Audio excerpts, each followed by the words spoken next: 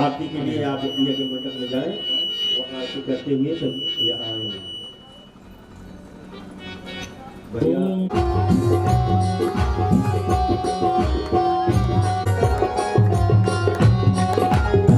बलि ग्रंथ यह मुक्ति पंथी है पंचम वेद निराला। बलि ग्रंथ यह मुक्ति पंथी है पंचम वेद निराला। नव ज्योति जगाने वाला ही जग के मंगल की आरती। पापियों को पाप से है तारती, श्री भागवत भगवान की है आरती। पापियों को पाप से है तारती।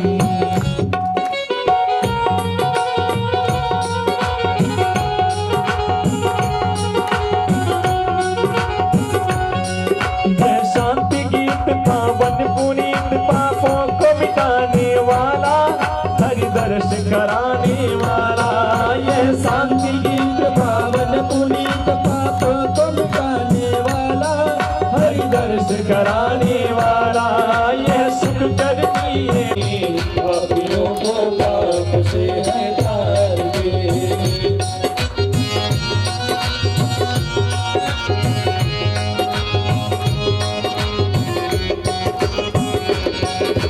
मधुर बोल सतपंथ गोल शन मार्ग दिखाने वाला, बिगड़ी को बनाने वाला। ये मधुर बोल सतपंथ गोल शन मार्ग दिखाने वाला, बिगड़ी को बनाने वाला। श्री राम यही घन श्याम यही, हरि नाम यही हरि नाम यही। प्रभु की महिमा की आरती, पापियों को पाप से है तारते। श्री भागवत भगवान की है आरती। पापियों को पाप से है तारते। कर्पूरे गौरम करुणावतारम संसार सारम भुजगेन्द्रहारम। सदा वसन्तं हृदयारविन्दे भवं भवानी सर्वं नमामि। त्वमेव माता शरणा त्वमेव बन्धो सखा त्वमेव। त्वमेव वीर्या द्रविणं त्वमेव सर्वं मम देव देव। श्री भागवत भगवान की है आरती। पापियों को पाप से है तारती। श्री भागवत भगवान की है आरती। पापियों को पाप से है तारती। पापियों को पाप से है तारती। पापियों को पाप से है तारती। आरार्तिं दर्शयामि स्त्री पुराण पुरुषोत्तमाय नमः। ओम विद्युदग्निस्तथैव च त्वमेव सर्वज्योतिस्त्वम् आरातिक्यं प्रतिगृह्यता। ॐ मे वरदो भव। साज्यं च वर्ति संयुक्तं वह्निना योजितं मया दीपं गृहाण देवेश त्रैलोक्यतिलरापमम्। बोले भागवत भगवान की, बोले काशी विश्वनाथ की, तीर्थराज प्रयाग की, विंध्यवासिनी मैया की, गंगा मैया की, अयोध्या रामलला की, वृंदावन धाम की, परम पूज्य व्यास जी महाराज की। धर्म की अधर्म का नाश हो, प्राणियों में विश्व का कल्याण हो। सत्य सनातन धर्म की जय हो। गौ माता की जय हो। अपने अपने माता पिता की जय हो। अपने अपने गुरुदेव भगवान की जय हो। स्वामी परमहंस जी महाराज की जय हो। ओम नमः पार्वती पतये हर हर हर महादेव शंभो। आप सभी अपने स्थान पर बैठ जाएं। आरती और प्रसाद आप तक पहुंचते हैं। आइए भर पानी में जागो बुद्ध मर जाने। सुन लो भर पानी में राम नाम लीनो, हाँ कृष्ण नाम लीनो। हर भरी जवानी में तू डूब के मर जाने। सुन लो भर पानी में डूब के मर जाने। सुन लो भर पानी में।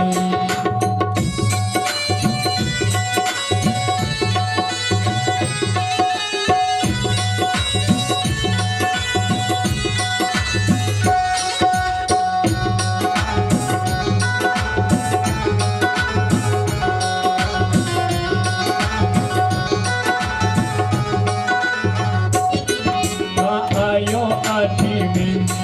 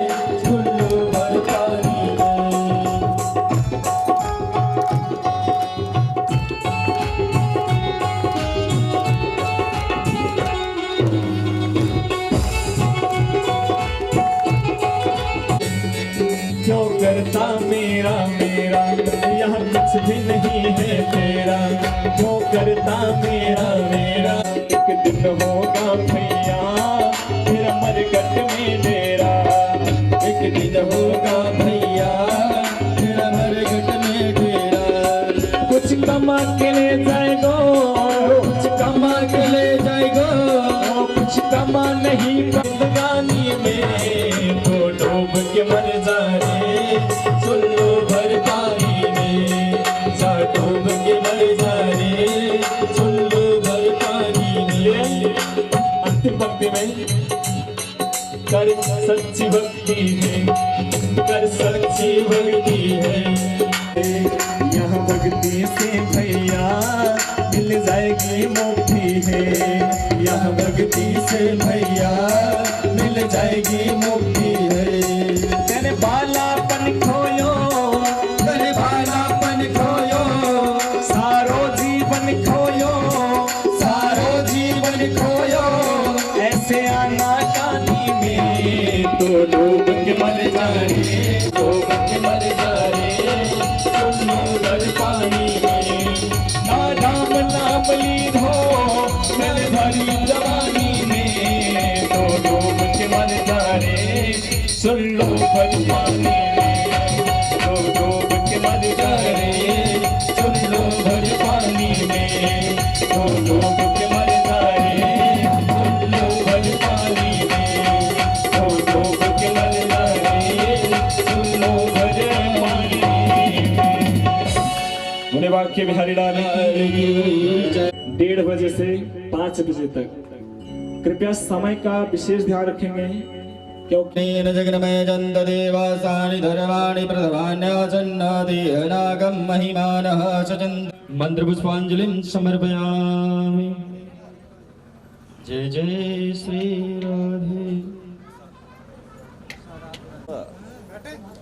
हाँ यार बाटा कब से बांटेगा, इतना देर से आवाज हुई गया। आरती खत्म, प्रसाद बांटप चालू।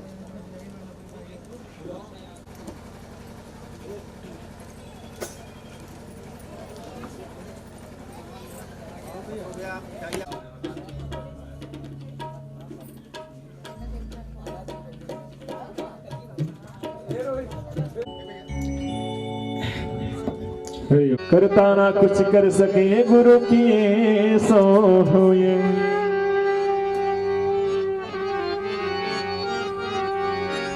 स्वर्ग से सुंदर सपनों से प्यारा न सोते, गुरु का प्यार न रूठे, गुरु का गुरुद्वार न सोते।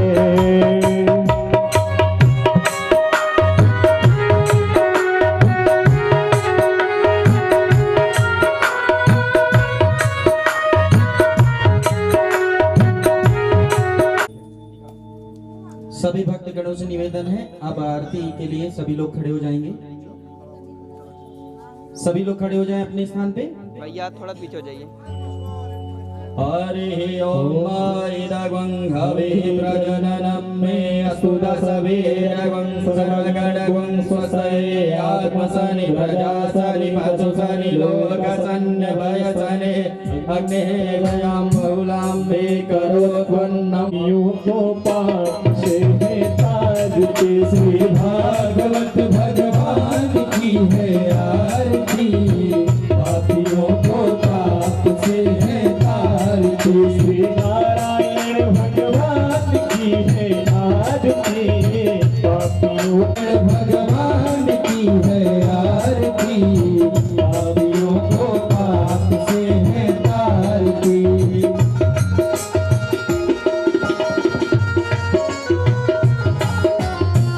हरि बोल जय हो।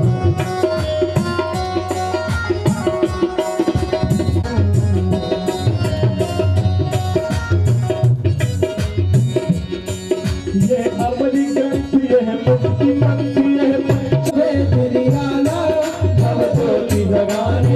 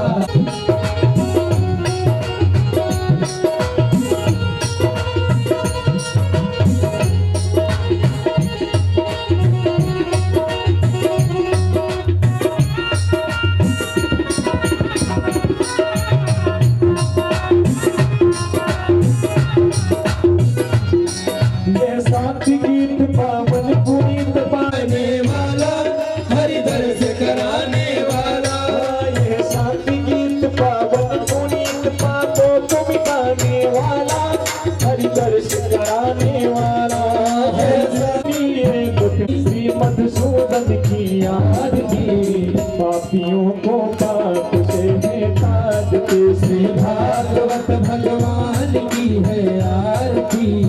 पापियों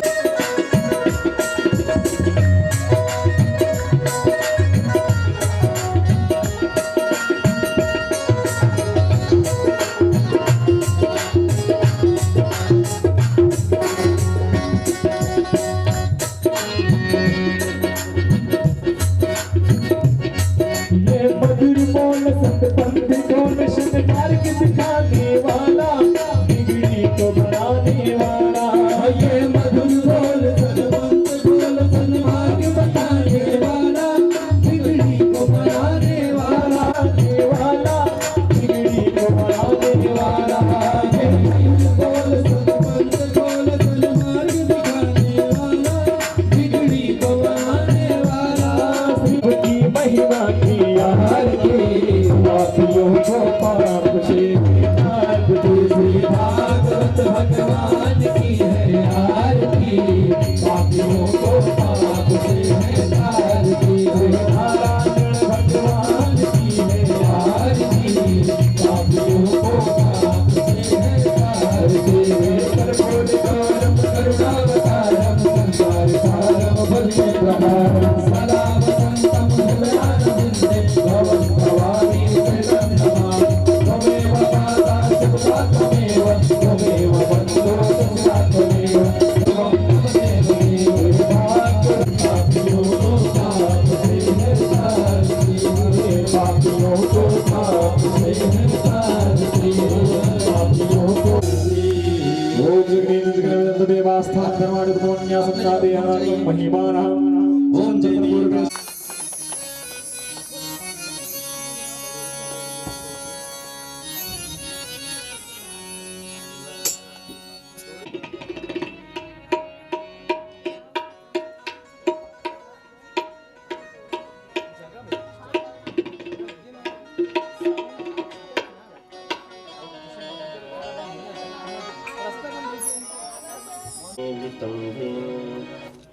तस्मै श्री गुरुवे नमः।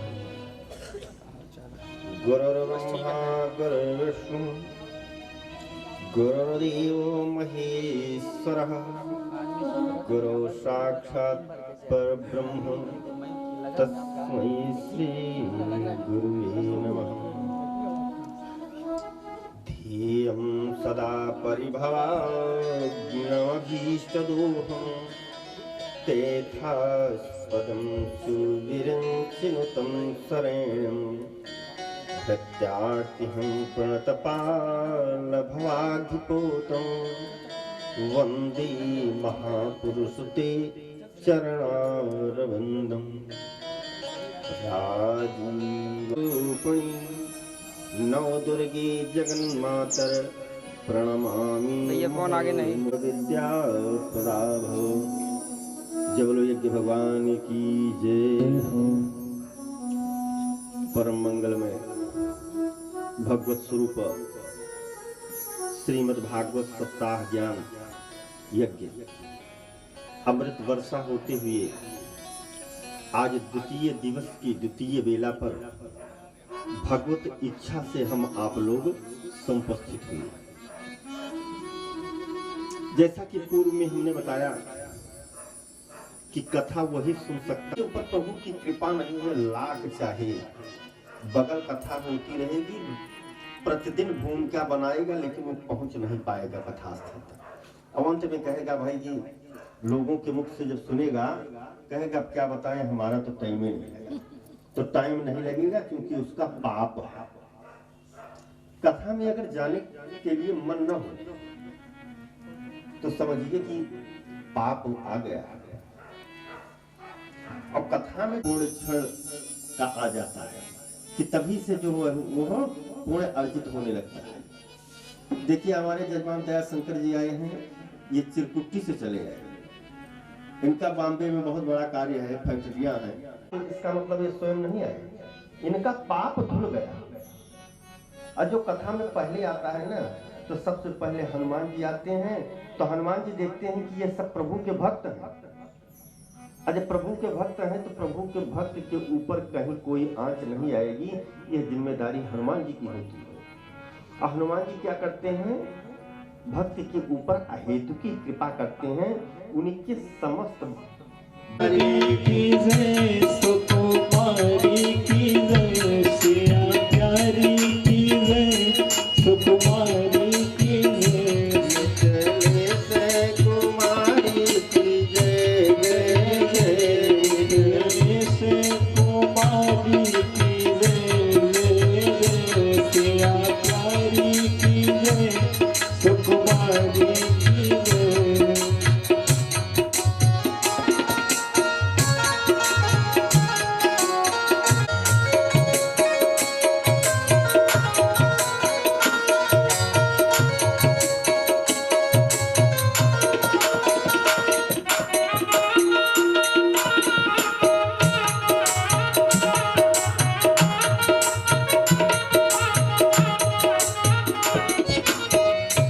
सिया प्यारी की जय सिया प्यारी की जय सुकुमारी की जय चले से कुमारी की जय जय जय। जय बोलो जन के दुलारी की जय जय जय बोलो जन के दुलारी की जय जय जय।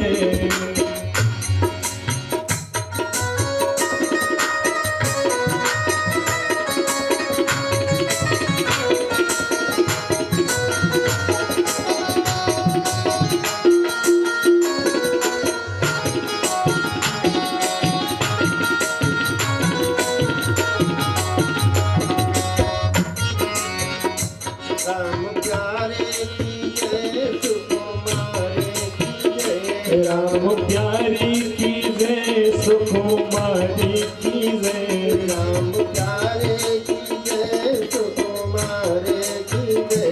हमारे की जय राधा प्यारी की जय सुकुमारी की जय बोलो विषमान दुलारी दुलारी की जय जय जय विश्वभाने दुलारी की जय जय जय सिया प्यारी की जय सुकुमारी की जय विश्वभाने दुलारी की जय जय जय सिया प्यारी की जय सुकुमारी की जय।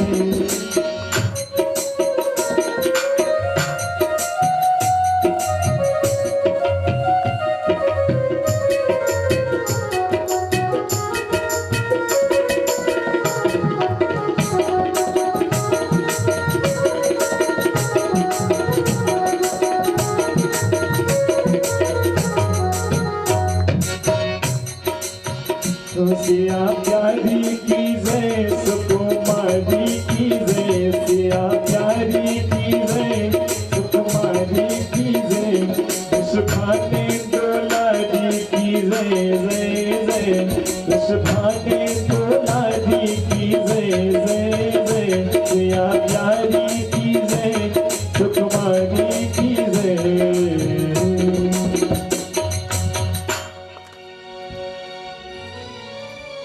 कल के प्रसंग में हमने श्रवण किया धुंधकारी की कथा। धुंधकारी की कथा में श्रवण करने से ज्ञानार्जन होता है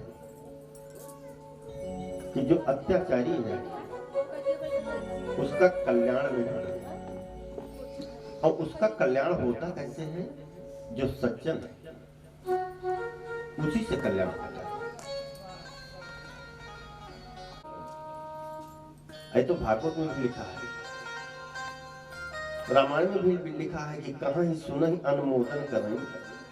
कहना चाहिए कथा, सुनना चाहिए, अनुमोदन करना चाहिए। ये नहीं है कि कथा हो रही है, अरे कुछ नहीं हो रही है, एकदम गड़बड़ हो रही है? ऐसा नहीं। अगर ये कह दिया तो प्रायश्चित ले लिया, हाँ ठीक है तुमको कथा अच्छी नहीं लग रही है तो तुम चले जाओ, जहां अच्छी लगेगी वहां सुनना, लेकिन निंदा नहीं करना चाहिए। ये रामचरितमानस कहता है, भागवत कहता है, चारों वेद कहते हैं। तो आज की कथा के प्रसंग में इस श्रीमद् भागवत की कथा को सुखदेव जी ने राजा परीक्षित को सुनाया। तो सबसे पहले आकर देखते हैं कि सुखदेव स्वामी के जन्म की कथा के बारे में श्रवण करते हैं। जब प्रभु को कोई लीला करना होता है ना, तो प्रभु का मन ही नारद है। तो एक दिन क्या किया कि नारद जी नाना लोकों में भ्रमण करते हुए पहुंच गए शिवलोक। वहां पर माता पार्वती जी बैठी हुई। माता जी से किया प्रणाम। माता जी ने आशीर्वाद दिया। कहा बेटा कहां से आ रहे हैं? कहा माता जी हम तो भ्रमण करते रहते हैं हर जगह, तो हर जगह से आ रहे हैं। तो माता जी ने पूछा अच्छा ठीक है, जब हर जगह तीनों लोगों में भ्रमण किया तो समाचार बताओ कैसे हैं लोग? कहा माता जी क्या बताएं, सबकी दुर्दशा खराब है। जितने इस भूमंडल में हैं सब एक दूसरे से कपट ही करते हैं। अब मनुष्यों की बात छोड़ दीजिए, देवता भी कपट करते हैं, छल करते हैं।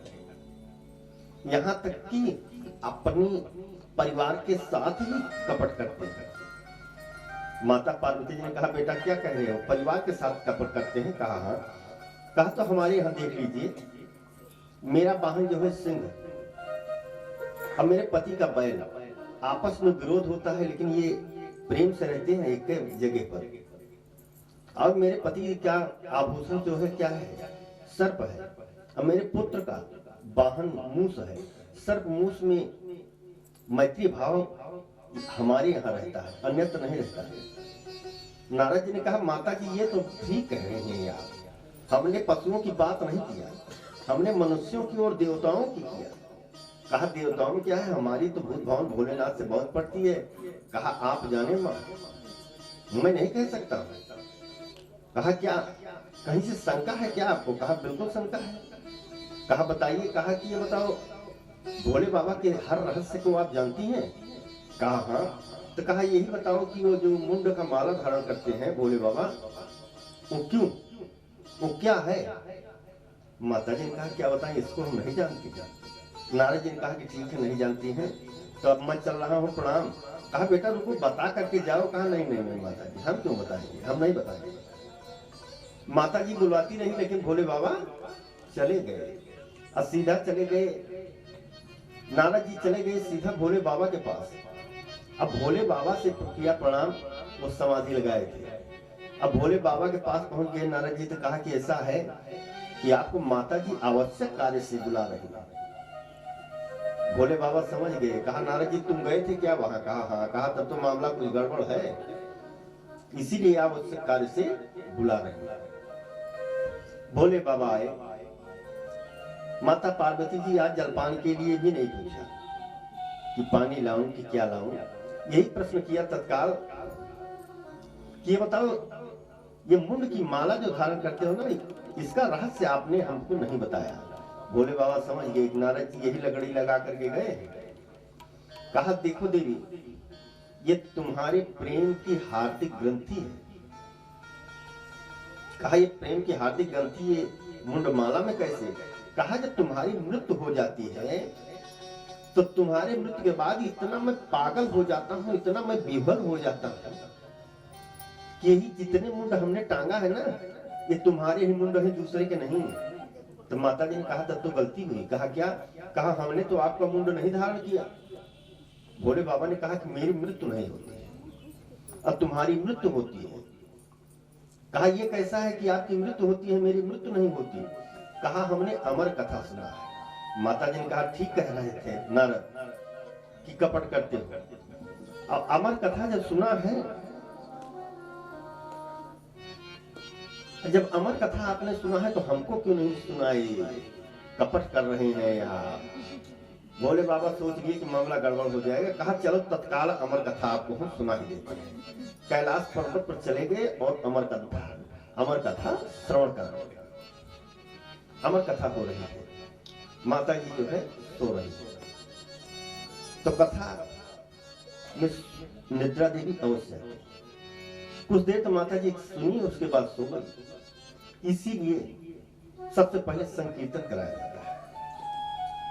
तो जब तक सुनी माता जी तब तक तो हुंकार भर रही थी, और जब सो गई तो बगल में एक तोते का अंडा पड़ा हुआ था और वो फूट गया। और फूटने के बाद संस्कार में वही उसके तोते का बच्चा हुंकार शब्द सुना। भोले बाबा अमर कथा श्रवण करा रहे हैं और तोता क्या करता है, तोते का जो बच्चा हुंकार भरता है। पूरी कथा संपन्न हो गई। कथा संपन्न हो गई तो भोले बाबा ने कहा कि देखो देवी, अब हमने अमर कथा आपको सुना दिया, हुंकार आया हूं, अब तुम्हारी मृत्यु नहीं होगी। पुनः पूछा कि अब तो कभी नहीं नाराज होगी? कहा नहीं, वही हुंकार सुना। अब जैसे प्रश्न करते हैं हुंकार शब्द ही आता है। इतने में देख रहे हैं कि आंख बंद है और सो रहे हैं। भोले बाबा ने कहा देवी सो रही हो क्या? पूरा हुंकार वही स्पर्श किया तो देवी जी की निद्रा खुल गई। कहा स्वामी जी क्या बताएं, मैं सत्य कह रही हूँ कि सो गई थी। कहा सोते वक्त तुम हुंकार भर रही थी? तो तोते का बच्चा पुनः बोल दिया। इतने में भोले बाबा ने देख लिया कि तुम अमर कथा तो हम इनको सुना रहे थे, सती को, और सती को कथा सुना रहे थे, देवी को कथा सुना रहे थे, और ये सुन लिया तोता। अब तो क्रोध करके त्रिशूल लेकर के मारने के लिए दौड़ गया। और तोते का बच्चा तीनों लोकों में भ्रमण किया, और तीनों लोकों में भ्रमण करके गुहार लगाता है कि मेरी रक्षा करो। सब कहते हैं किससे? कहा शिव के कोप से। कहा शिव के कोप से कोई बचा नहीं सकता है। तीनों लोकों में भ्रमण करते करते आता है व्यास जी की कुटिया में। उनकी धर्मपत्नी सो रही थी और मुख खुला था। उसी मुख मार्ग से व्यास की धर्मपत्नी के उदर में चला गया, और जैसे उदर में गया इधर से भोले बाबा पहुंच गए। व्यास जी से कहा कि भाई ऐसा है कि मेरा शत्रु है आपके। कहा आपका शत्रु कहां से रह सकता है? तीनों लोगों में कहीं आपका शत्रु रह सकता है? कहा नहीं, तुम्हारी पत्नी के पेट में। कहा पत्नी के पेट में कैसे है शत्रु? अब भोले बाबा जो है तो पूरी कथा श्रवण करा दी। तो व्यास जी ने कहा अगर हमारी पत्नी के पेट में जब चला गया है ना, तो परम सौभाग्य है, हमारे पास कोई संतान नहीं है। अब आप मार नहीं सकते हैं कि इसलिए कि आपके मुख से जिसने अमर कथा सुन लिया हो वो अमर ना हुआ हो, यह असंभव सी बात। अब भोले बाबा को याद आया कि हम ने तो कथा सुनाया था अमर, ये तो अमर हो गया। भोले बाबा जो है वापस चले गए। अब वो जो है तोते का बच्चा व्यास की धर्मपत्नी की उदर में 12 वर्ष था। एक दिन 12 वर्ष के बाद अचानक उसका अवतार हुआ, और जब अवतार हो गया, उसका जैसे अवतार हुआ, अवतार होने के बाद अवतार तो हो गया, और अवतार होने के बाद अब वो क्या करता है कि वो वहां नहीं रहता, बल्कि करता क्या है कि वो सीधा जो है जंगल को प्रस्थान कर देता है। और जब जंगल को प्रस्थान कर दिया, अब व्यास जी दरवाजे पर बैठे हैं, संध्या कर रहे हैं, और उस संध्या काल में अब क्या करें, परेशान हो गई। उधर तो माता जो है, माता इधर से कोई लड़का गया क्या? कहां 12 वर्ष का एक लड़का गया। व्यास ने कहा कि गलत कह रही हो, जब 12 वर्ष का लड़का गया था आप लोगों ने अपने अपने वस्त्र नहीं धारण किए, अब क्यों कर रही हैं? कहा अब इसलिए कर रही है वस्त्र धारण कि ऐसा है कि उस बच्चे को स्त्री पुरुष का भेद नहीं था, वो जानता नहीं था, लेकिन आप जानते हैं इसलिए वस्त्र पहन रहे हैं। देखो इसी रास्ते से जा रहा है, आगे जैसे गए देख रहे हैं तो बुला रहे हैं कि यम प्रव्रजन्तमनुपे तमपेत कृत्यम द्वैपायनो विरह कातर आजुहावा प्रेति तन्मयतया। अब वार्ता से जो है ये जजमेंट नहीं निकला। तो बच्चा कौन था? जो वही सुग्गा था, कथा सुना था, वही बच्चा था। उसी का नाम पड़ा सुखदेव। जब सुखदेव स्वामी की जय हो। तो सुखदेव स्वामी जो है वापस वहीं आए, चले गए जंगल में तपस्या करने। इधर व्यास जी ने 18 पुराण की रचना कर दिया और रचना करने के बाद सोच रहे हैं कि सबसे सुंदर पुराण जो है श्रीमद् भागवत पुराण है, इसकी शिक्षा किसको दी जाए। और जब ये सोचते हैं तो अपना बेटा याद आता है कि उसी को अगर इसकी शिक्षा दे देते तो मेरा जीवन धन्य हो जाता, बेटे का नाम अमर हो जाता। तो भागवत संहिता लिख करके किसी को दे नहीं रहे हैं।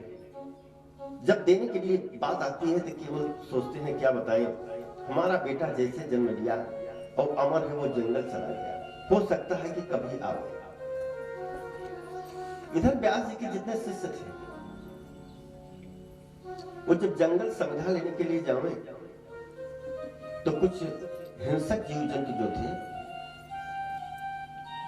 वो क्या करते कि आक्रमण करते शिष्यों के ऊपर। तो शिष्य लोग आए, व्यास जी से कहा गुरुदेव कहे, बोले क्या?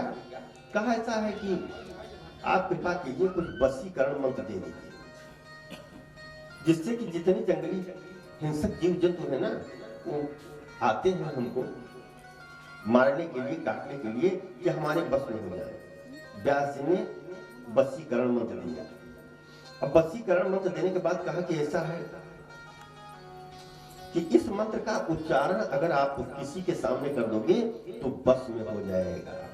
मंत्र कौन सा था कि बरहा पीडम नटवर बबो कर्णयो कर्णिकारम व्यग्भ्रतवासा कर्णकविसम वैजयंतीं समाराम रंध्रान्वीर अधरसुदया पूर्यं गौवृंदै। तो इस प्रकार से मंत्र। अब मंत्र देने के बाद अब कुछ लोग हैं शक्ति पा जाने के बाद, धन पा जाने के बाद दुरुपयोग करते हैं। तो शिष्य लोग दुरुपयोग करने लगे किसी भी। तो आज ये शक्ति का दुरुपयोग कर रहे हैं। और एक दिन घूमते घूमते निकल गए जहाँ की सुखदेव स्वामी की कुटिया थी और बड़े सुंदर सुंदर पुष्प लगाए थे। जैसे वहां पहुंचे देखा शिष्यों ने कि बहुत सुंदर पुष्प है, इसको ले चले गुरु जी जो है हमारे पूजा में इसको लेंगे। एक ने सोचा कि तोड़ ले, दूसरे ने कहा ये संत की कुटी है। कहा संत की कुटी है तो क्या करना है, अपने पास वशीकरण मंत्र है। कहा जब तक वशीकरण मंत्र बोलोगे तब तक श्राप दे देगा तो पूरा जीवन नष्ट हो जाएगा।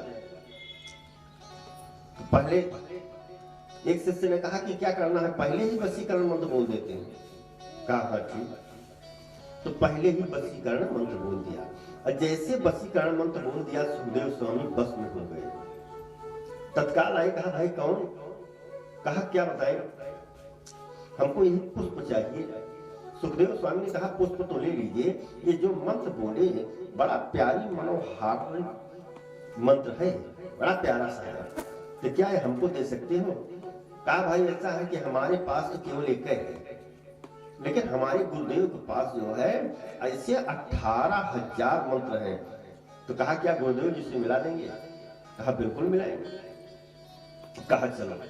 सुखदेव स्वामी आज पुनः अपने पिताजी से मिलने के लिए आ रहे हैं, नहीं समझ पा रहे हैं कि यही हमारे पिताजी हैं।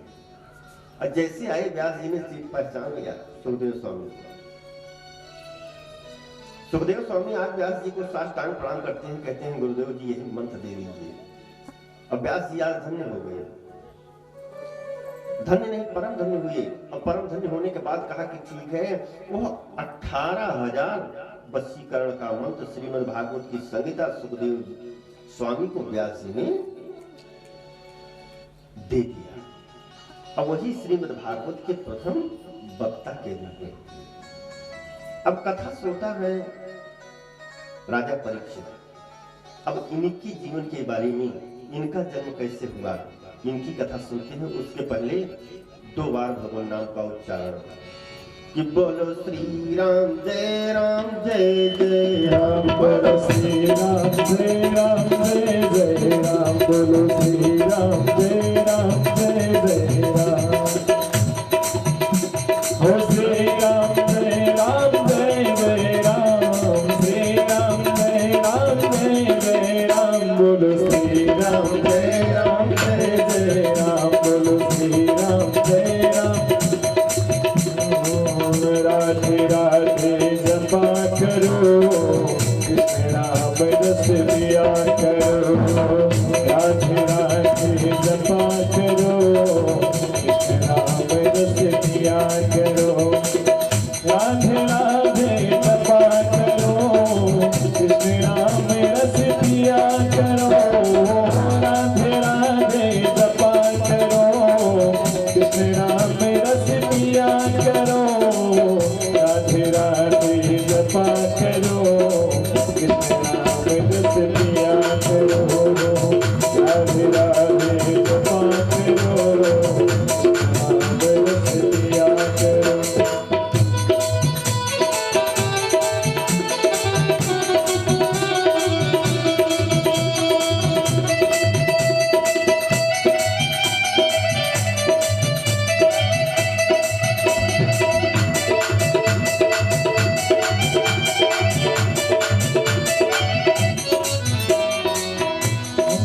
राधे देंगी तुमको शक्ति, मिलेगी तुमको कृष्ण की भक्ति, राधे देंगी तुमको शक्ति, मिलेगी तुमको कृष्ण की भक्ति, मिलेगी तुमको कृष्ण की भक्ति, कृपा दृष्टि बरसाया करो, राधे राधे जपा करो, राधे राधे जपा करो, रस दिया करो, राधे राधे जपा करो, कृष्ण नाम रस दिया करो, राधे राधे जपा करो, कृष्ण नाम रस दिया करो, राधे राधे जपा करो, कृष्ण नाम रस दिया करो, राधे राधे जपा करो।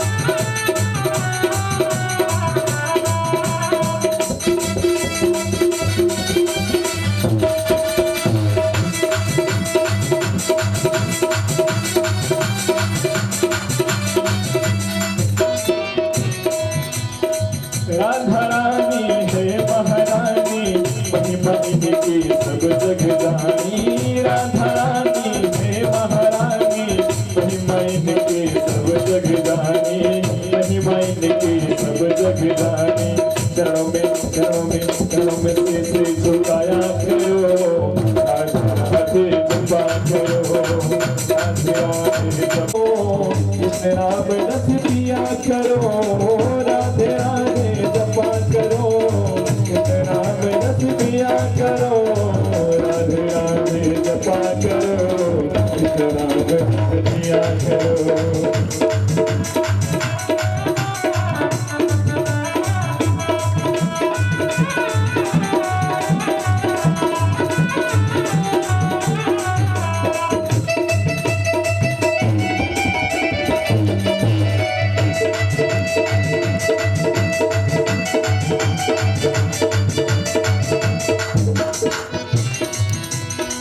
भोली भाली सीधी शादी, वो तो सबसे ज्ञानी ज्ञानी, वो तो जग से ज्ञानी।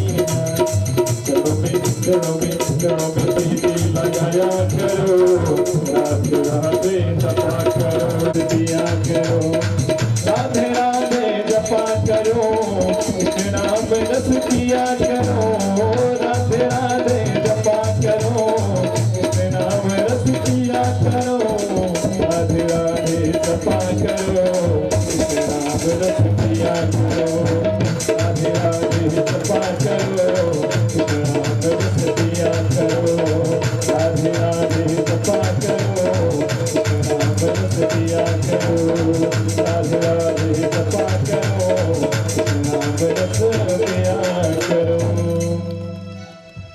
ये कथा महाभारत की है और श्रीमद् भागवत में प्रसंग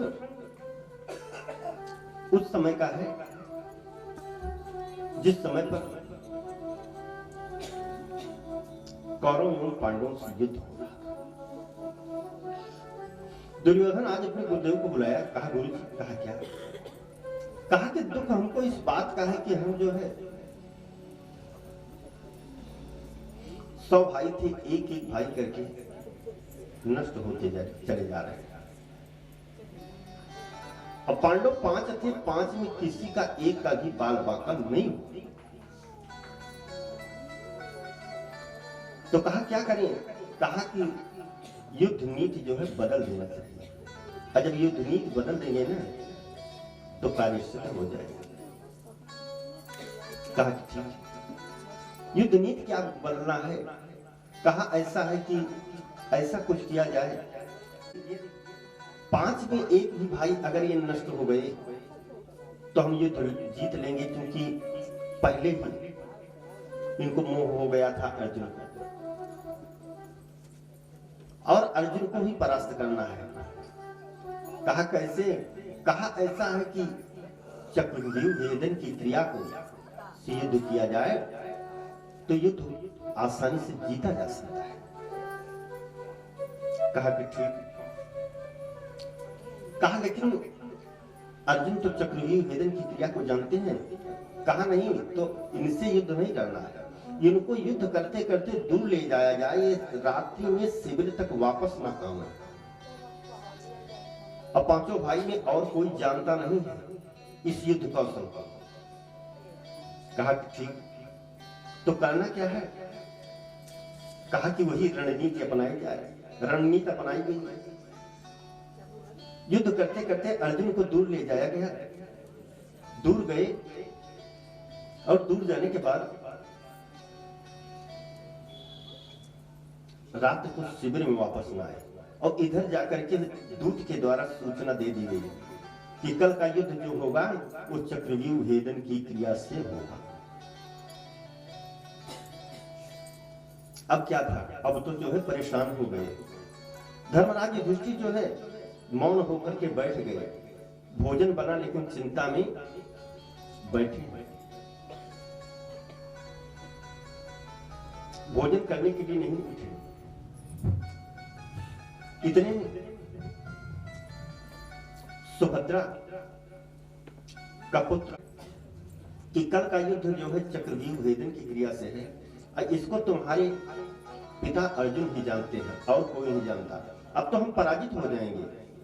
कहा नहीं, पराजित नहीं होगा। कहा क्यों? कहा कि आप चलिए भोजन कीजिए,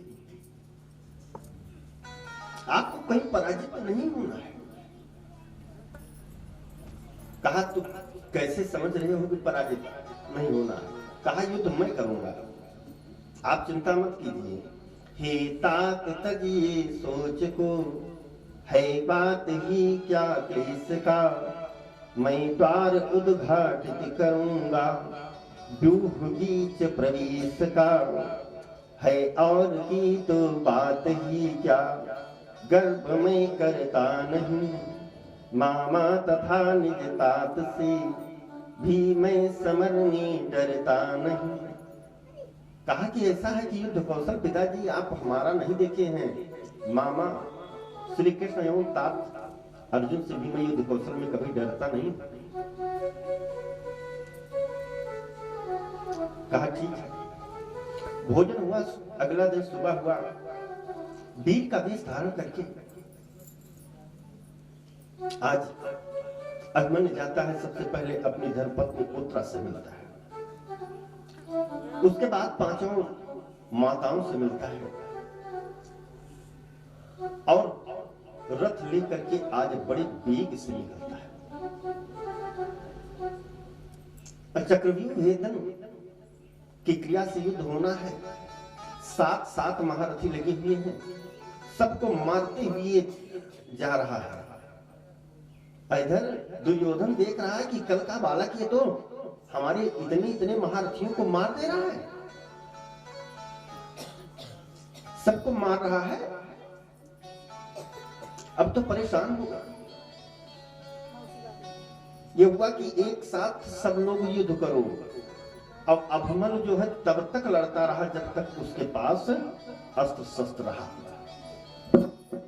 जब अस्त्र शस्त्र समाप्त हो गया तब वहीं से प्रणाम किया अपने पिता अर्जुन को, क्यों मामा श्री कृष्ण कहा, हे तात हे मातुल जहां है प्रणाम तुम्हें वहीं, अभिमन्यु का इस भांति मरना भूल मत जाना कहीं, मेरे मारने वाले कायर कहाएंगे सभी, सुनकर चरित सदा आंसू बहाएंगे सही। कहा मामा जी, कृष्ण भगवान उन पिताजी अर्जुन जहां हो आप बार-बार प्रणाम है, तुम ये मत समझना कि ये आपका पुत्र जो है कायरता से मरा, इसके पास कोई अस्त्र शस्त्र नहीं है इसलिए मर रहा है। अब इतने में जबकि बिना अस्त्र शस्त्र के किसी योद्धा को मारा नहीं जाता है, उसको मार दिया। अभिमन्यु वीर गति को प्राप्त हुआ। जैसे वीर गति को प्राप्त हुई, सूचना गई शिविर में, अर्जुन भी आ गए, श्री कृष्ण भगवान भी आ गए। जैसे शिविर में सूचना गई, माताएं रोती हुई आई। सबसे पहले द्रौपदी आई और श्री कृष्ण के बाहों में लिपट करके रोने लगी। कहती है, भैया बता मेरे दिलों का आज तारा है कहाँ, मुझ दुखिनी हतभागिनी का शौक सारा है कहाँ। कहा भैया आप तो सदैव हमारी रक्षा किए हैं, कहाँ है? इतने में देखती है कि मेरा पुत्र तो धरती पर पड़ा है, सोचती है कि जान है अभी कि नहीं, क्योंकि क्षत्रिय बालक को जरा सा उत्साह भरी बातें अगर बोल दिया जाए तो अगर जरा सा भी जान है तो उठने का प्रयास करेगा। पुनः अब उत्साह भरी बात बोलती हैं और बिलखते हुए कहती हैं कि ऐ बेटा तू इस जमीन पर पड़ा है, मामा खड़े हैं पास तेरे, तू वहीं पर है पड़ा, निज गुरुजनों की मान का तू, गर्व था तुझको बड़ा। अरे बेटा मामा खड़े हैं, तू पड़ा है और पिताजी खड़े हैं आपके। अब नहीं मिला, अब तो समझ गई कि मेरा पुत्र जो है वीर गति को प्राप्त है। पांचों माताएं जो है बिलख बिलख करके रो रही। इतनी में उसकी धर्मपत्नी अभिमन्यु की उत्तरा आती है, देखती है कि मेरे पतिदेव जो है लेटी हुई, उनसे लिपट करके रोती है। कहती है, रख शीस मेरी अंक में, जो लेटते थे प्रीति से, यह लेटना तो विभिन्न है इस लेटने की रीति से। मैं हूँ वही जिसका लिया हाथ अपने हाथ में, मैं हूँ वही जिसका किसका करूंगी गर्भ में, अब आए अपने हाल का सिंदूर बिंदु कहाँ गया, अब हाय मेरी हाल का। इस तरह से बिलख रही है। प्रसंग लंबा है। अर्जुन ने कहा कि चक्रव्यूह भेदन की क्रिया को किसने कराया, हुआ गुरु बोलना चाहिए। कहा वो तो हमारे गुरु है, मैं नहीं मान सकता हूँ, लेकिन उनका वध किया धृष्टद्युम्न ने। जयद्रथ वध है, उधर भी नहीं जाएंगे। और जब सती होने की बात आई कि सती होना है, तो उत्तरा जो है सती नहीं, तो इसलिए नहीं सती हुई कि पता लगा कि वो गर्भवती है। गर्भवती स्त्री को संघा भीम के प्रहार से टूट चुकी है। लेकिन उनको ये वरदान है कि सुख एवं दुख जब दोनों एक साथ तुमको होगा तभी तुम्हारी मृत्यु होगी। मृत्यु नहीं हो रही है। अब गिद्ध आ रहे हैं, उसके ऊपर प्रहार कर रहे हैं। चोट खाने के बाद भी वो हाथ इधर से इधर कर रहा है, लेकिन गिद्ध भी नहीं जा रहे हैं। अश्वत्थामा आया, कहा अरे दुर्योधन, हमने आपका वो साम्राज्य देखा है कि आपके एक इशारे से पूरा हस्तिनापुर कांप जाता था, आज गिद्ध ही नहीं जा रहे हैं। अगर आपका आदेश हो तो आज भी मैं पांचों पांडवों का मैं वध कर दूंगा। कहा अगर यही कर देते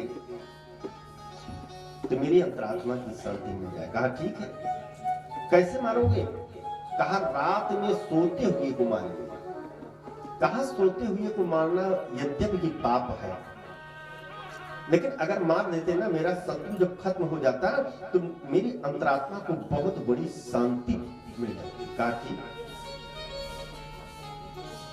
इस चर्चा को भगवान श्री कृष्ण सुन रहे थे। श्री कृष्ण ने सोचा कि बात को टाल देनी चाहिए। महाभारत का युद्ध तो हम जीत ही चुके हैं। और कौरवों को ले पांडवों के पास आए, कहा कि ऐसा है, आज विजय की पहली रात है। आज इतना बढ़िया शुभ मुहूर्त है ना कि इस शुभ मुहूर्त में अगर स्नान कर लेते हैं, गंगा स्नान कर लेते हैं रात्रि में, तब बहुत बड़ा पुण्य अर्जित होगा। सोचे कि ऐसा है कि पांचों पांडव रहेंगे नहीं तो अश्वत्थामा क्या करेगा। पांचों पांडवों को रात में लेकर के चले गए, बातें करते हुए, भ्रमण करते हुए। इधर अश्वत्थामा रात को ठीक 12 बजे पांडवों के शिविर में प्रवेश किया। अब पांडवों के शिविर में जब प्रवेश किया तो द्रौपदी के 5 पुत्र, अब पांचों पतियों के अंश से थे, तो जो पुत्र जिसका था उसी के शक्ल का था। अब क्रोध में व्यक्ति क्या होता है? पागल हो जाता है, अंधा हो जाता है। अश्वत्थामा आया तो नहीं समझ पा रहा है कि पांचों पांडव हैं कि पांचों पांडवों के पुत्र, क्योंकि शक्ल जो है एक जैसी है। अपनी तलवार लेकर के पांचों पुत्रों का सर काटने लगा। द्रौपदी बिलखने लगी, अरे अश्वत्थामा क्या हुआ तुमको? हमारे पुत्रों ने क्या बिगाड़ा है तुम्हारा? लेकिन क्रोध में पागल अश्वत्थामा नहीं समझ पाया। पांचों पुत्रों का सर काट दिया। अब काट करके ले आकर के दुर्योधन को दे दिया। दुर्योधन जैसे पाया बहुत प्रसन्न हुआ।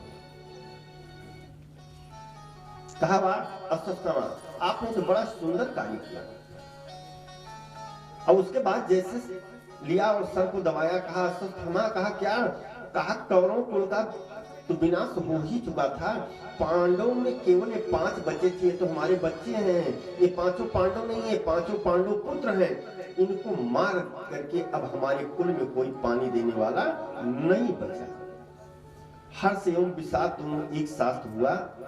दुर्योधन की मृत्यु हो गई। इधर सुबह हुआ और सुबह होते ही जैसे आए,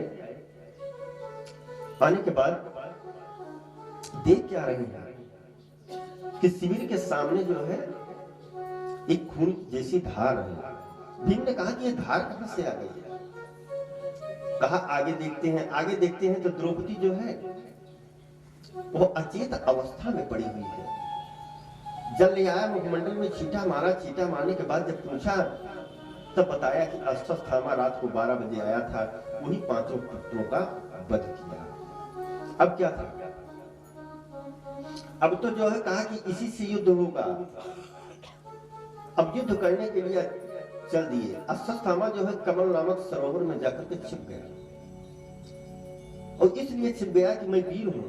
पांचों पांडवों का सर में काटा होता तो ठीक है, पुत्रों का काटा है इसलिए बदनामी होगी। ये पांचों पांडव ललकारते हुए जा रहे हैं, तो एक वीर की ललकार को वीर नहीं सुन सकता। आ गए, और जैसे आ गए अर्जुन ने ब्रह्मफांस में बांध लिया। अब बांध करके जैसे मारना चाहते थे, श्री कृष्ण भगवान ने मना किया। कहा मारो मत। कहा क्यों? कहा ऐसा है द्रौपदी के सामने इन्होंने पांचों पुत्रों का वध किया है, इसको ले चलो द्रौपदी के पास, और द्रौपदी के पास ले चलो। अगर द्रौपदी कहती है किसको मार देना चाहिए, तो आप तलवार उठा करके गला काट देना। अगर द्रौपदी कहती है कि इसके रक्त से मैं स्नान करूंगी, तो रक्त इसके सर पर डाल देना। कहा ठीक है। बांध करके जैसे ले आए, द्रौपदी को बुलाया, कहा द्रौपदी देखो ये तुम्हारे पुत्रों का हत्यारा, देखो उसको मैं बांध करके ले आया हूं। द्रौपदी पहुंचती है, ब्रह्मास्त्र की क्या करती है, रस्सियां खोलने लगती है। भीम ने कहा ये क्या कर रही हो? कहा मैं ठीक कर रही हूं, जो कर रही हूं, पहले खोलने दीजिए। खोल दिया। खोलने के बाद कहा कि ऐसा है तुम नहीं समझ रहे हो, ये तुम्हारे गुरु का पुत्र है, गुरु के पुत्र को मारना नहीं चाहिए। गुरु का पुत्र गुरु ही होता है। और अभी तुम्हारे गुरु जी की मृत्यु हुई, और आपकी गुरु माता जो है, जब किसी का पति मर जाता है तो माताएं बेटे के सहारे रहती है। ये भी अगर मर जाएगा तो क्या होगा, गुरु माता का क्या होगा? भीम ने कहा कि तुम्हारे 5 पुत्रों को मार दिया, तुम गुरु माता के चक्कर में पड़ी हो।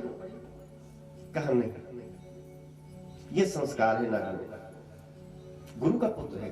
कहा ये भूल गए कि आपको सबसे आगे करने के लिए, धनुर्धारी अर्जुन को बनाने के लिए, सर्वश्रेष्ठ बनाने के लिए गुरु जी छल कपट करके एकलव्य को पीछे किया और आपको आगे किया। गूढ़ से गूढ़ रहस्य बताए, आज उन्हीं के पुत्र को मारोगे। मौन हो गए 5 भाई। कृष्ण भगवान से पूछे कि बताओ करना क्या चाहिए। कृष्ण भगवान ने कहा भाई अत्याचारी को तो मार ही देना चाहिए, लेकिन गुरु को और ब्राह्मण को नहीं मारना चाहिए। अर्जुन ने कहा कि जैसे तुम टेढ़े हो वैसे टेढ़ी बात है। मैं आपसे सलाह पूछ रहा हूं तो आप कह रहे हैं कि अत्याचारी को मार देना चाहिए और ब्राह्मण को नहीं मारना चाहिए, गुरु के पुत्र को नहीं मारना चाहिए। बात वहीं पर रह गई। अंत में द्रौपदी ने कहा कि ऐसा है कि अगर ब्राह्मण अत्याचारी हो जाए, गुरु का पुत्र अत्याचारी हो जाए, तो उसका तेज खत्म कर देना चाहिए। इसकी मस्तक में एक मणि है, वही मणि निकाल करके आप उनको दे दीजिए, इसकी मृत्यु नहीं होगी। कहा ठीक है। वही मणि लेकर भीम ने प्रहार किया, मस्तक से मणि निकाल करके द्रौपदी को दे दिया। द्रौपदी ले लिया, अश्वत्थामा चला गया। और जैसे रास्ते में जा रहा है, सोच रहा है कि 5 पांडवों में कोई पानी देने वाला नहीं बचा है, कह रहे थे, लेकिन एक बचा है। वो कौन है? उत्तरा के गर्भ में जो एक शिशु पल रहा है।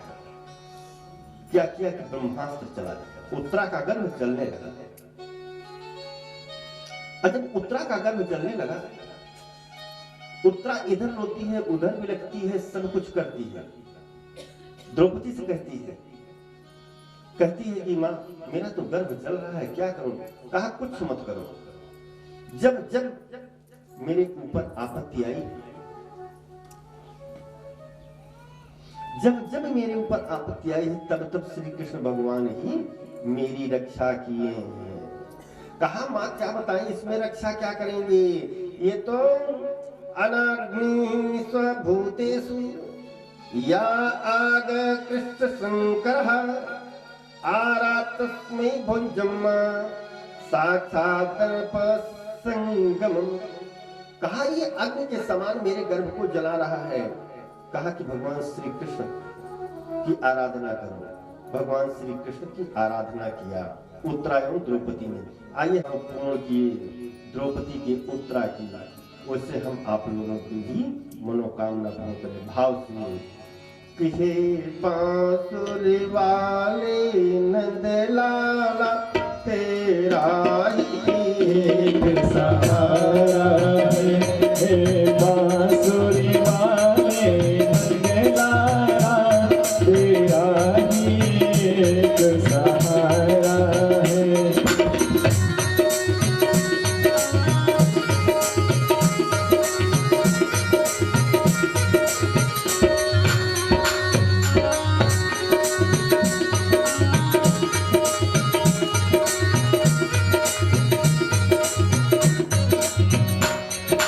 बांसुरी वाले नंदलाला तेरा ही एक सहारा।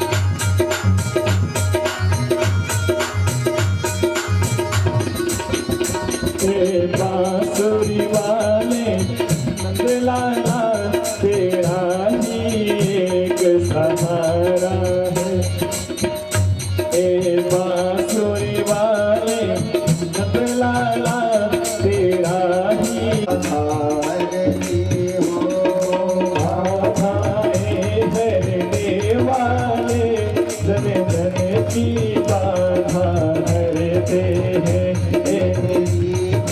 मेरी भी बाधाएं हरना गोपाला काम तुम्हारा है। मेरी बाधाएं हरने की गोपाला तेरा सहारा है। हे मुरली वाले ओ कहाँ तेरा ही एक सहारा।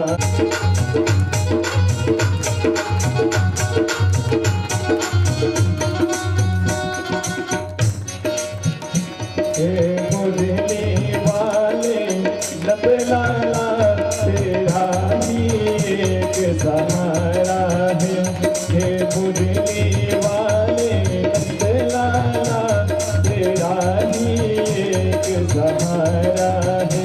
हे बंसी वाले नंदलाला तेरा ही एक सहारा है। हे बंसी वाले नंदलाला तेरा ही एक सहारा है। हे मुरली वाले नंदलाला तेरा ही एक सहारा है। हे मुरली वाले नंदलाला। अब दर्शन देकर के जैसे आना चाहते हैं उससे गर्भस्थ शिशु कहता है कि जाने नहीं देंगे। वो तेज पुंज जो अग्नि से मुझको जला रहा था ना, उससे आपने रक्षा किया, मैं जाने नहीं दूंगा। वहीं पर एक रूप में भगवान रह गए, एक रूप में उत्तरा के गर्भ में रह गए, दूसरे रूप में कृष्ण रूप में बाहर। और जब प्रसव का समय आया तो गर्भस्थ शिशु कहता है भाई सबसे पहले आप चलो, क्योंकि रास्ता देखो भाई साफ है कि नहीं, नहीं तो कोई जला देगा। तो सबसे पहले प्रभु आए, तो प्रभु सबसे पहले आए, इसलिए उनका एक नाम पड़ा अग्रज।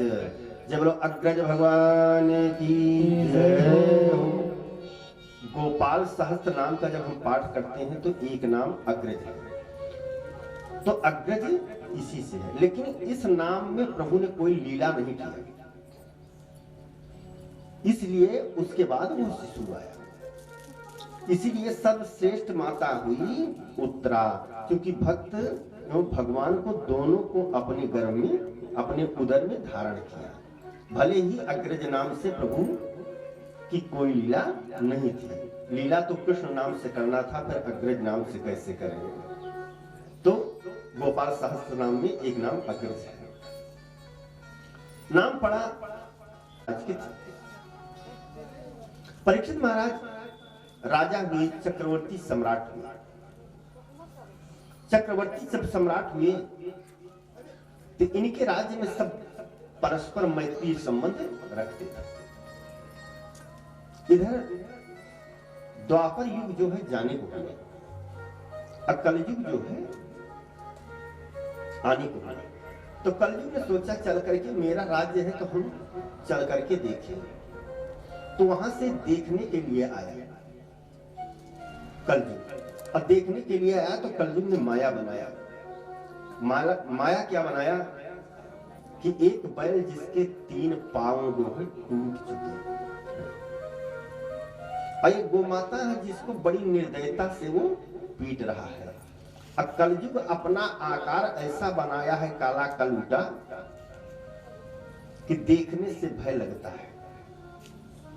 इधर राजा परीक्षित जा रहे हैं शिकार खेलने के लिए, तो देख रहे हैं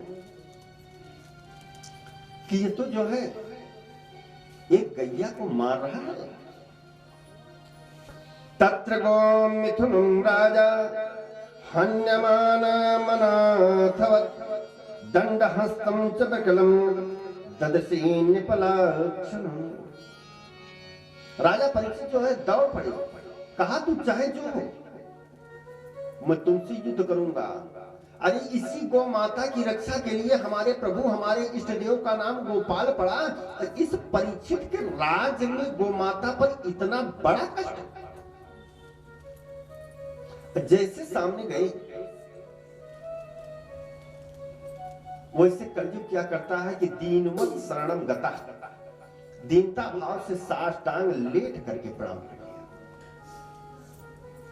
जब लेट करके प्रणाम कर लिया तो कहा भाई तुमने जो अपराध किया है ये क्षमा करने की योग्य नहीं है। हमको कायर कहेंगे ये सब कुछ ठीक है, लेकिन मैं तुम्हारा वध करूंगा इसलिए कि मेरे सामने गोमाता पर इतना अत्याचार है। कलयुग ने कहा प्रभु जरा मेरी बात तो सुनो। कहा क्या? कहा गोमाता पर ये अत्याचार नहीं है, न बैल पर अत्याचार है। कहा तब किस पर ये अत्याचार है? कहा ये मेरी माया है, मेरा राज्य जो है आने वाला है, तो हम देखने के लिए आए थे और अब आप अपने राज्य में हमें स्थान दे दीजिए। राजा परीक्षित ने कहा ये तो नहीं हो सकता कि कलयुग का राज आ जाए हमारे रहते हुए। कलयुग ने कहा कि प्रभु निवेदन है कि बहुत तपस्या किए तो ये हुआ कि तुम राजा होंगे और इतने बड़े राजा होंगे कि 4,32,000 वर्ष राज्य करोगे। अब मैं आपसे युद्ध नहीं कर सकता हूं, क्या यह तपस्या व्यर्थ जाएगी? कहा कि ऐसा है कि व्यर्थ जाएगी बिल्कुल। तुम्हारा कहीं कोई स्थान नहीं है, तुम यहां से चले जाओ। कहा कहां जाऊं महाराज जी? जहां से सूर्य उदय होता है और जहां अस्त होता है वहां तक तो आपका साम्राज्य, तो मैं कहां जाऊं? कहा कि कहीं भी चले जाओ। अच्छा ये बताओ तुम्हारे पास गुण कितने हैं? कहा क्या बताएं महाराज, गुण तो हमारे पास एक है और अवगुणों का तो खजाना ही है। वो जो है वो भगवान कृष्ण की कथा कोई सुनने आ नहीं पाएगा। कहा क्यों नहीं आ पाएगा? क्या तुम रोकोगे? कहा नहीं, हमारे अवगुण रोकेंगे कि कथा हो रही है अभी मत जाओ। आएगा वही जो धर्मात्मा है, और धर्मात्मा जब आएगा ना तो उसके समस्त पाप धुल करके सीधा मोक्ष को प्राप्त होगा। और जो पापात्मा है उसको अगर घसीट करके भी ले आना चाहते हो तो नहीं आएगा। राजा परीक्षित एक गुण पर रीझ गए। कहा भाई कलयुग में हमारे इष्ट देव हमारे प्रभु श्री कृष्ण की कथा सुनने से, इनका कीर्तन करने से मोक्ष हो जाएगा, जीव का परम कल्याण हो जाएगा। तो बड़ी अच्छी बात है। वास्तव में कलयुग में मुक्ति बहुत आसान है, इसलिए कि और युगों में क्या है ना कि अगर हमारी मानसिकता जरा सा दूषित हुई कि हमने सोच लिया कि इनको मार देना है तो मर्डर का केस लग गया, भगवान की डायरी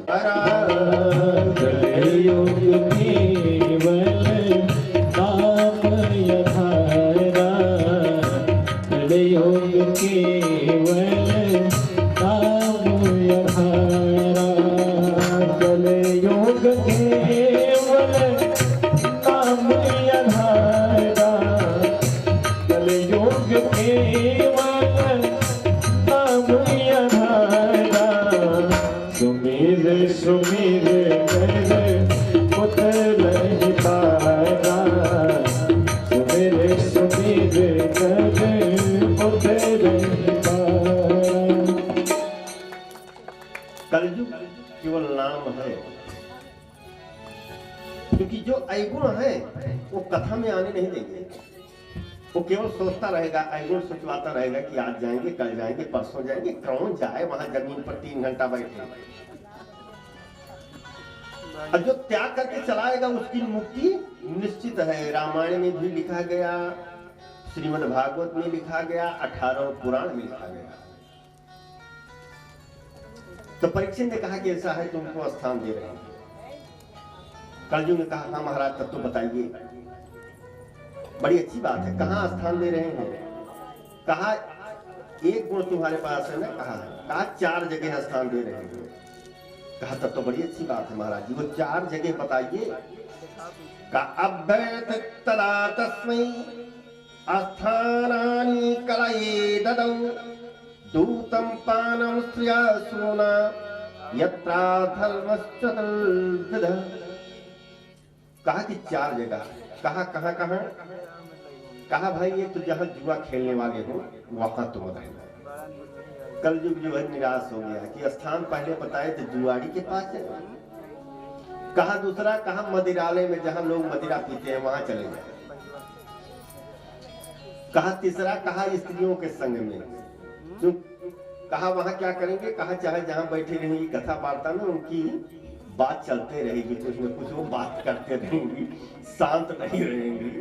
हाँ, तो स्त्रियों के संग में चले जाओ। हम आप लोगों को नहीं कह रहे हैं, आप लोग तो बड़े शालीनता से सुन रहे हैं। ये जो भागवत में लिखा गया है कि इन जगहों पर कलयुग का वास है। आप लोग तो तपस्वी हैं भाई, बैठ करके कथा श्रवण कर रही हैं, समस्त कार्यों को विराम दे करके। तो कहा स्त्रियों के संग में चले जाओ। कहा कि ठीक है भाई, ये भी गड़बड़ है। कहा और कहा जहां जानवरों की हिंसा हो रही हो वहां चले जाओ, जहां सब काटते पीटते हैं।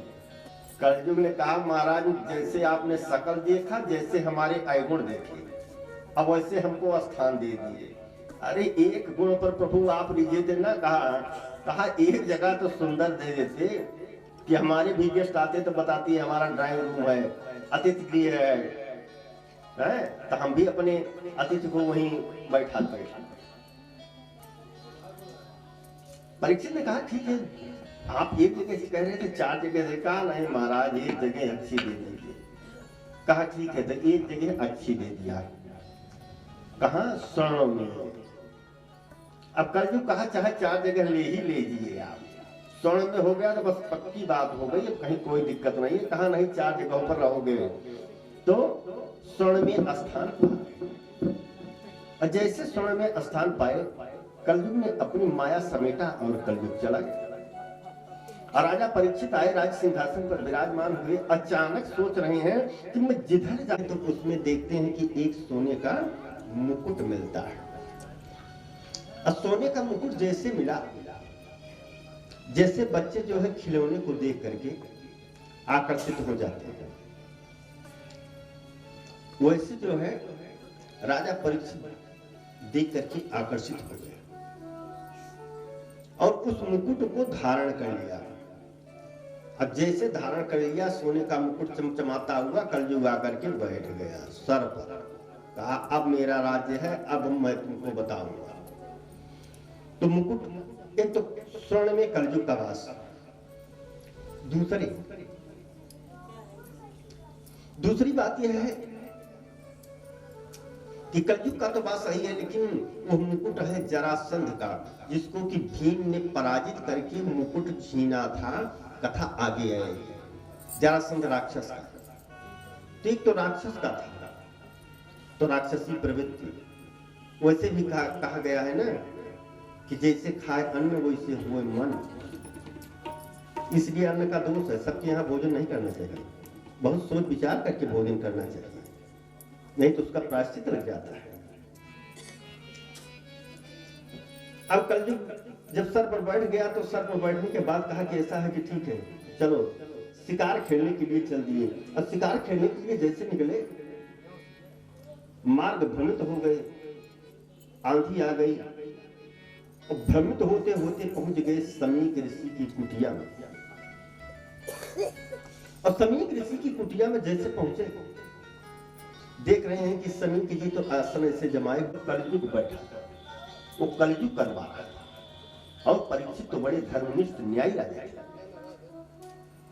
लेकिन बाबा की समाधि असली कहीं से कोई डगमग नहीं हुई। राजा परीक्षित चले गए।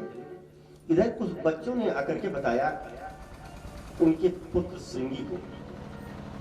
कहा तू तो कौशिकी नदी में स्नान कर रहा है और तुम्हारे पिता के गले में किसी ने मरा हुआ सर्प डाल दिया। इतने में श्रृंगी ऋषि क्या करते हैं, बिना कुछ सोचे समझे हाथ में जल लेते हैं और संकल्प करते हैं। और संकल्प में यह संकल्प किया कि जिसने भी हमारे पिता की गले में मरा हुआ सर्प डाला है, आज के 7वें दिन इसी सर्प के काटने से उसकी मृत्यु हो जाए।